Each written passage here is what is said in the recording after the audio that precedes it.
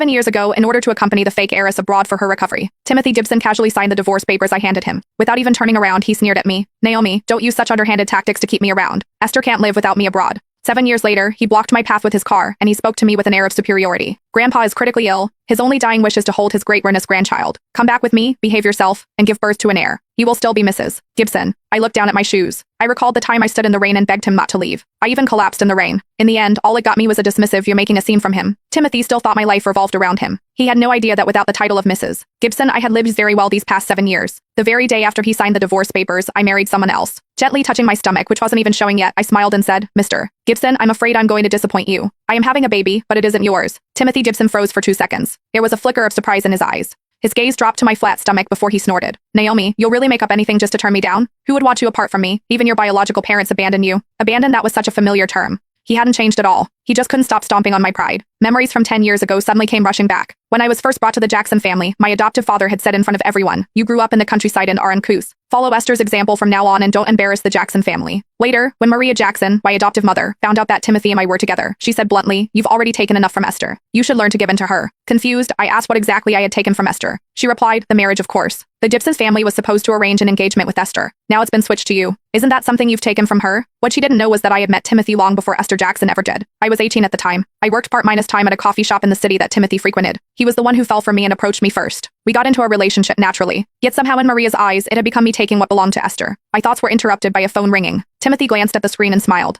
He deliberately put the call on speakerphone. Maria's voice came through the phone. She sounded somewhat demanding. "Timothy, have you found that ungrateful girl yet? Bring her back immediately. Esther just returned to the country. She wants that specialty cake from the bakery back in our old hometown. Pick one up on your way back." Timothy answered with a simple "okay." After hanging up, he turned to face me. "You heard her, didn't you? Go back, apologize, and give birth to a Gibson heir. You'll still be Mrs. Gibson, and you'll still be the rightful heiress of the Jackson family." He made those two things sound like something I should be immensely grateful for. I looked at him and suddenly found the whole thing amusing. "Mr. Gibson, I'm married. I married someone else the day after our divorce 7 years ago." I reached into my purse, pulled out an ultrasound report, and tossed it through his open car window. "For the past 7 years, I've had nothing to do with the Jackson family. I have no obligation to give you an heir. Don't come looking for me again." After saying that, I turned around and walked away. There was silence behind me for a few seconds. Then came the sound of a car door opening. "Naomi," I could hear Timothy running after me. He sounded a little irritated. I didn't look back. Instead, I quickened my pace and turned into a nearby alley. His footsteps faded behind me. I knew his temper well. He had always been too proud to chase someone down the street. A few seconds later, his phone rang again. Esther's weak, delicate voice came through. "Timothy, my chest hurts. Can you come back soon?" Timothy was silent for 2 seconds.